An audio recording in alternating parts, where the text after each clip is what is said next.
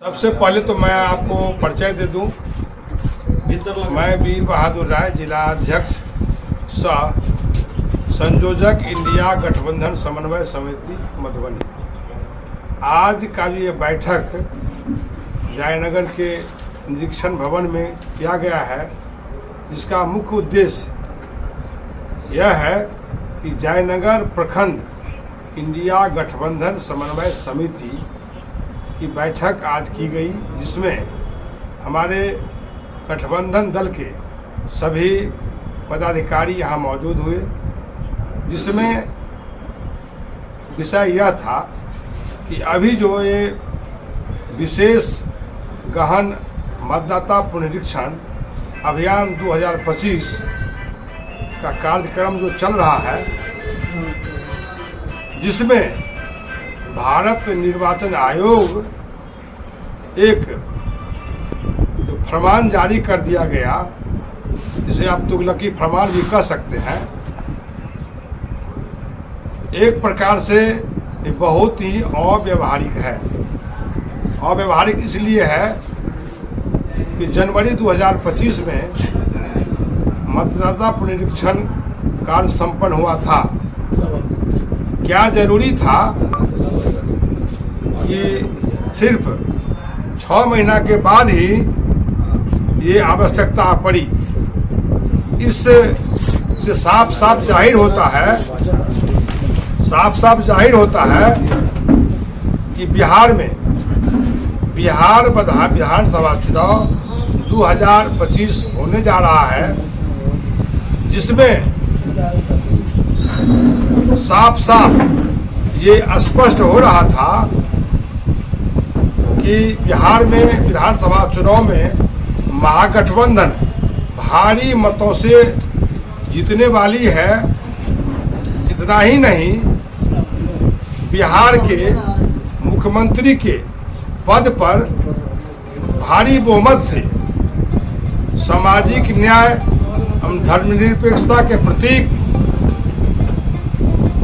बिहार के युवा नेता, बिहार ही नहीं देश में उनका नाम है, माननीय तेजस्वी प्रसाद यादव जी, जो बिहार के मुख्यमंत्री के रूप में उभरते हुए चेहरा है, जिसे रोकने के लिए भारत की सरकार और बिहार की वर्तमान सरकार एक साजिश के तहत भारत निर्वाचन आयोग को एक हथियार बना करके ये विशेष मतदाता पुनरीक्षण कार्यक्रम अभियान चलाया है। इस कार्यक्रम के माध्यम से जो सामाजिक न्याय एवं धर्मनिरपेक्षता में आस्था रखने वाले व्यक्ति को वोट से वंचित करने का यह एक कुत्सित प्रयास किया गया है।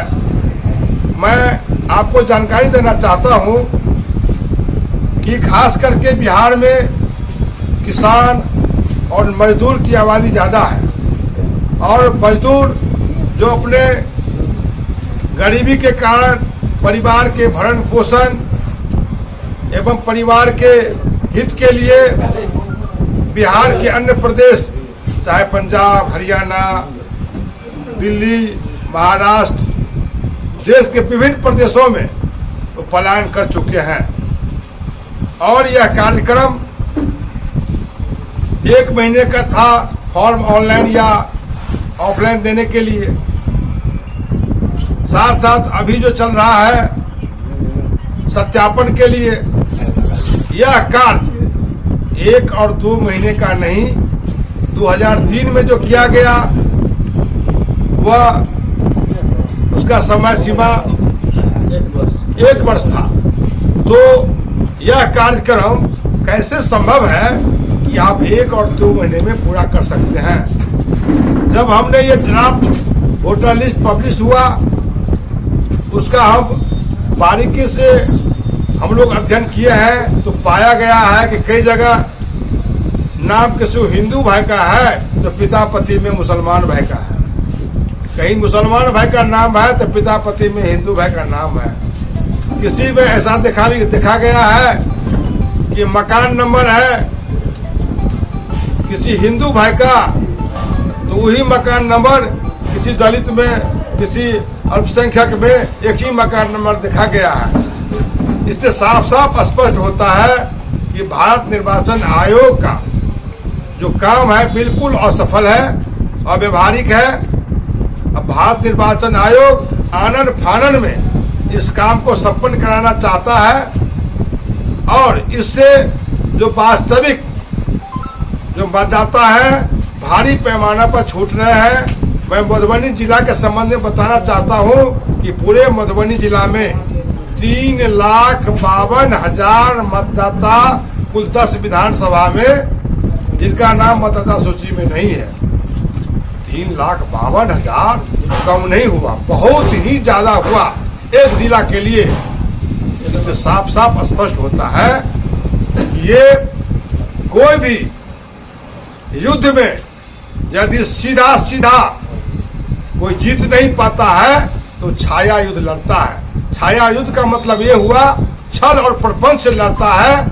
इसी तरह ये भारत की जो एनडीए सरकार है वह छल और प्रपंच से सामाजिक न्याय और धर्मनिरपेक्षता को कुचलना चाहता है। यह देश धर्मनिरपेक्ष लोकतांत्रिक देश है। भारत देश दुनिया का सबसे बड़ा लोकतंत्र है। लोकतांत्रिक व्यवस्था में इस तरह से तानाशाही व्यवस्था लगाना बहुत ही चिंता की बात है। और मैं भारत निर्वाचन आयोग एवं केंद्र सरकार के साठगांठ से किए गए इस निर्णय का पुरजोर विरोध करता हूं। इसी के साथ मैं अपनी बात को समाप्त करता हूं। धन्यवाद। यदि कोई बात और पूछना हो तो पूछ सकते हैं।